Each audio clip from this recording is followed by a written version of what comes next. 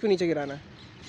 देखो साहब, इस समय जो हालात बने हुए हैं, जो भारतीय जनता पार्टी और बीजेपी आईटी सेल ने हालात बनाए हैं, उसके मुताबिक ये है कि जो बीजेपी की गलत नीतियों का विरोध करे, हाँ। जो बीजेपी के गोदी सेठ की गलत नीतियों का विरोध करे, उसको देशद्रोही घोषित करने में लगे रहते हैं। अच्छा। हिंडनबर्ग की जो रिपोर्ट आई है वो कोई हमारे देश की तो रिपोर्ट है नहीं, हाँ। विदेशी रिपोर्ट है। और उस रिपोर्ट में साफ तौर पे बताया गया है कि अडानी जी ने किस तरीके का फर्जीवाड़ा किया है, और उस फर्जीवाड़े के खुलासा होने के बाद हमारे देश के किसी भी व्यक्ति ने उनके शेयर की नीलामी नहीं करी। जो भी शेयर की खरीद फरोख्त हुई है, जो शेयर बिके हैं, जो विदेशी इन्वेस्टमेंट था उसमें हुआ है, और तकरीबन बता रहे हैं कि 5 से 6 लाख करोड़ रुपए का अडानी जी को नुकसान हुआ है, जिससे कि वो तीसरे पायदान से 15वें पायदान पे आके। लेकिन आपको भी चैन नहीं है, क्योंकि आप भी संजय सिंह और तमाम कांग्रेस के नेता इस चीज को बतंगड़ बना के पेश कर रहे हैं। देश का नाम तो खराब हो रहा है ना। देखो साहब, अडानी जी हमारे देश के सबसे बड़े उद्योगपति हैं, और अगर एक तरीके से देखा जाए तो मौजूदा सरकार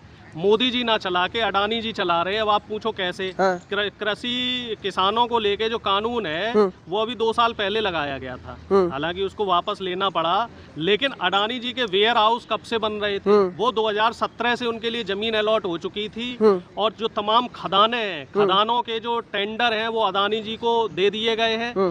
जो बिजली के लिए जो कोयला यूज होता है, वो कोयला अडानी जी का कोयला कंपलसरी कर दिया गया है सभी बिजली की जो कंपनियां हैं उनके लिए, और अडानी जी का जो कोयला है वो 10 गुना महंगा कोयला है। तो इससे आप अंदाजा लगा लो कि सरकार पे अडानी जी और हमारे देश पे अडानी जी किस तरीके से हावी है। अडानी हावी कहाँ है? एक बात बताइए, नाम ऊंचा किया नहीं किया उन्होंने, भारत को एक पहचान दी नहीं दी। आप लोग सपोर्ट करने की बजाय उन झूठी रिसर्च को आप साबित करने में तुले हैं कि हाँ भाई यही सत्य है। नहीं, देखिए, रिसर्च अगर झूठी, चैलेंज भी दे दिया है अडानी जी ने। झूठी है तो उस रिसर्च में जो चीजें झूठी है तो उनको सत्यापित करके दिखाए ना अडानी जी। इस तरीके से डरने से क्या होगा? मोदी जी की ओट में बैठने से क्या होगा? बीजेपी आईटी सेल की को अपने आगे करने से क्या होगा? अगर सच्चाई है तो आपके शेयर धड़ाधड़ क्यों गिर रहे हैं? वहीं देखो, टाटा के शेयर तो बढ़ रहे हैं।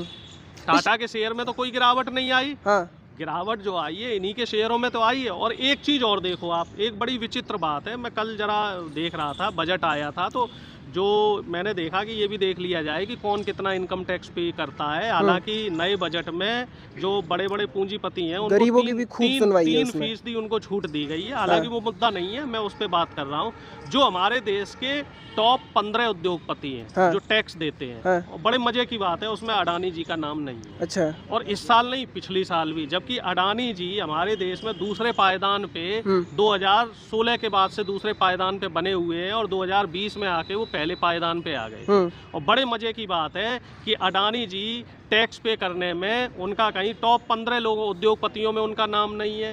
बैंक की देनदारी की बात की जाए, कर्ज की बात की जाए, तो सबसे ज़्यादा कर्ज उन्होंने ले रखा है। लगभग 1/4 जो आरबीआई का जो फंड है वो अडानी जी के हाथ सरकार ने गिरवी कर रखा है। और अगर हम बात करें कि साहब जो सिस्टम है, सिस्टम में एक तरीके से जितने भी जो PPP मॉडल से जितनी भी सरकारी संस्थाओं का निजी हाथों में देने की बात चल रही थी, वो तकरीबन उसमें 50% जो है भागीदारी अडानी जी की है। जितने एयरपोर्ट हैं, जितने आपके रेलवे स्टेशन निजी हाथों में दिए जा रहे हैं, तो वो सारे के सारे जो है अडानी जी को दिए जा रहे हैं। जितनी बिजली जितनी निजी हाथों में जा रही है वो सारी की सारी अडानी जी को दी जा रही है। LIC का पैसा अडानी जी को दिया जा रहा है, SBI का पैसा अडानी जी को दिया जा रहा है। तो ये कहीं ना कहीं साजिश है, और कहीं ना कहीं हमारे देश के जो आम व्यक्ति का पैसा है उसके साथ धोखा किया जा रहा है। तो सही उपयोग करते हैं वो, उन्होंने ऊपर तो बढ़ाया है ना। वो खुद कह रहे हैं कि भैया षड्यंत्र के तहत नहीं, उन्होंने देश को कहीं ऊपर नहीं बढ़ाया। देश की अर्थव्यवस्था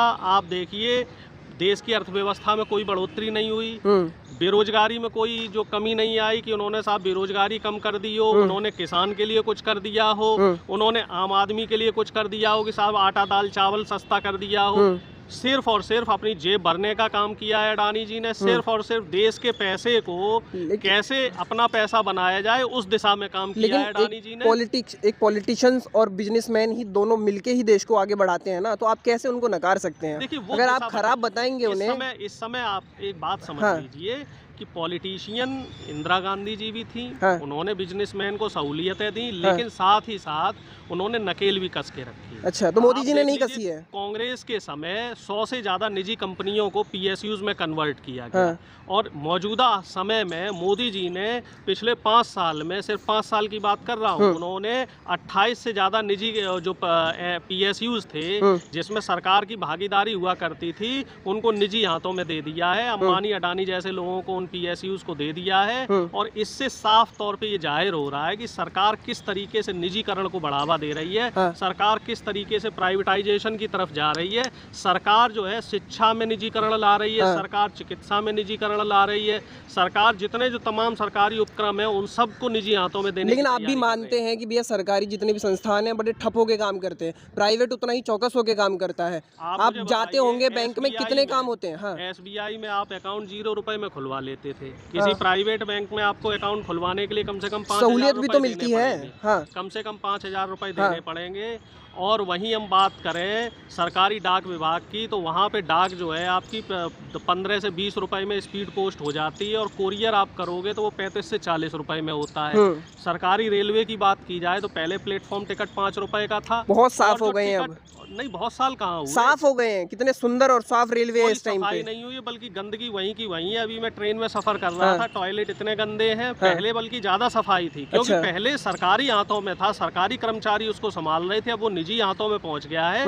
और निजी हाथों में पहुंचने के बाद जो लाला होता है वो सिर्फ अपना मुनाफा देखता है, सिर्फ ये देखता है कि मुझे कहाँ फायदा मिल रहा है। उसको आम जन की जो सहूलियत है उससे कोई ध्यान नहीं रहता। बहुत नेगेटिव लोग हैं आप कांग्रेसी, बहुत नेगेटिव लोग हैं। देखो साहब, सच्चाई बता रहे हैं। बहुत अब इसमें नेगेटिव अगर है। आप नेगेटिविटी ढूंढो तो कोई नेगेटिविटी ढूंढ लीजिए। हाँ। कोई उसमें कोई खामी थोड़ा ही है। अच्छा।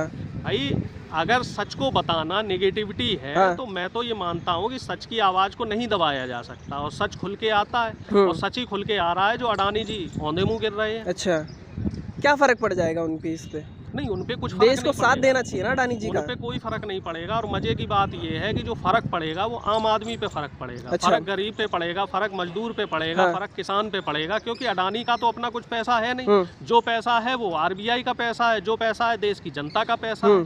तो अडानी जी ने जो जालसाजी की है, जो झूठ और फरेब का जाल बुना है देश की जनता के साथ, उसका खामियाजा देश की जनता भुगतेगी। अच्छा। और जिस तरीके की मोदी जी की जो नीतियां हैं, उन नीतियों का खामियाजा भी जनता भुगतेगी, और अभी भी भुगत रही है। अच्छा, एक सवाल है, गुजरात बहुत ज़्यादा हाईलाइट हो रहा है, और अभी हार्दिक पांड्या को कैप्टन जब से बनाया है तो कहा जा रहा है कि भैया अब सारे जितने भी लीडर होंगे सब गुजरात से होंगे, चाहे वो कोई सा भी इंस्टीट्यूशन हो, कोई भी संस्थान हो। कैसे देखते हैं इस चीज़ को? देखो, अब ये जैसे क्रिकेट में हार्दिक पांड्या को हाँ। कैप्टन बनाया है, तो अब क्रिकेट को राजनीति से ना जोड़ा जाए तो ज्यादा बेहतर है। कांग्रेस ही लेकिन कह रहे आप हैं कि कितना गुजराती भी- कहाँ आप- है, अब आप सिर्फ कितना गुजराती भी- ही बढ़ रहा है आगे। आप कितनी भी कोशिश कर लो, राजनीति आपको हर जगह मिली जाएगी। हाँ। जैसे कि BCCI के सचिव की बात की जाए, हाँ। तो उनका कार्यकाल BCCI का विधेयक बदल के, हाँ। क्योंकि अमित शाह के पुत्र सचिव थे, हाँ। तो उनका कार्यकाल फिर से 3 साल के लिए बढ़ा दिया जाता है, जबकि उन्हें क्रिकेट का C भी नहीं मालूम है। तो जाहिर है, जब गुजरात के व्यापारियों को बढ़ाया जा रहा है तो तमाम जो अन्य निकाय हैं उनमें भी गुजरातियों को बढ़ाया जा